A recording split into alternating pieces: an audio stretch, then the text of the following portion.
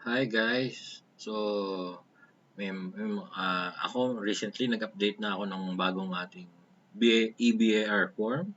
So mapapansin nyo rin, bago na rin. Nakikita nyo na yung bagong logo ng BAR dyan, pati yung icon sa baba. Ayan. Ayan. So version 7.9.5 na siya ngayon. Okay? Ayan. So, syempre, ako rin nag-aalala, paano ba mag-install? Syempre, alam naman natin, da-download na sa ano yan, sa BAR website lang yan. So, and then, yan dito. Da-download lang na sa website ng BAR.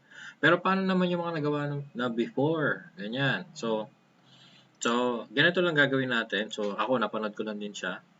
So, pupunta ka sa local DC. Hanapin mo yung EBAR forms mo. Ayan. And then, tong RDO copy.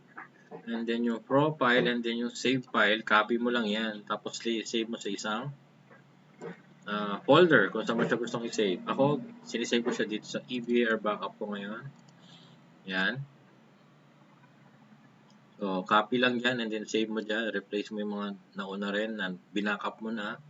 And then, download mo na siya. Download mo na yung installer. Yan. And then, install mo na. So, pagka-install mo na yan, syempre magkakaroon ka na ng isi-save mo na yan. Pupunta ka lang din dito sa EBAR forms sa local C mo. And then, ika-copy paste mo dyan, ipipaste mo dyan yung kinapi mo kanina sa isang folder. So, gano'n lang din siya kasimple. And then, magsisave na yung mga lahat ng numbers na na-file mo na, lahat ng returns na nagawa mo na. So, gano'n lang siya kasimple. So, thank you guys. So, follow for more.